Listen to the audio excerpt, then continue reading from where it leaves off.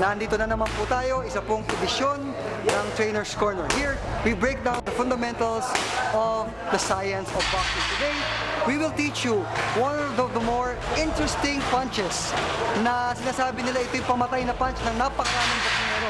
Ito yung tinatawag na straight, or some people refer to it as the cross. At para maturo namin sa inyo, kasama ko ulit si Rene Ramon of Punch Out Boxing Club, who will teach you the proper way to throw what we call the straight punch. So Rene, paano nga ba itapon ng straight?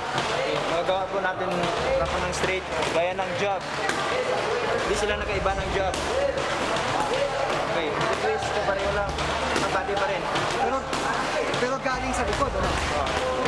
So kung ang kanan, kung ang stance mo ay tinatawag na orthodox, ang straight punch mo manggagaling sa kanan, no? So yung ginagawa na rin na ngayon ay yung tinatawag na straight punch. Same thing, you're still twisting, tinitwist mo pa rin yung kamay.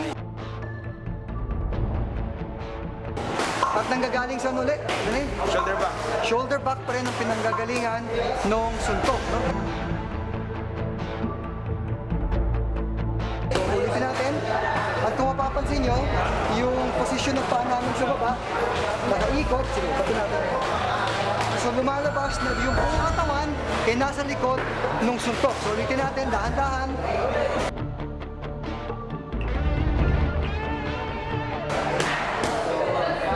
Isang mabilis na may pitik.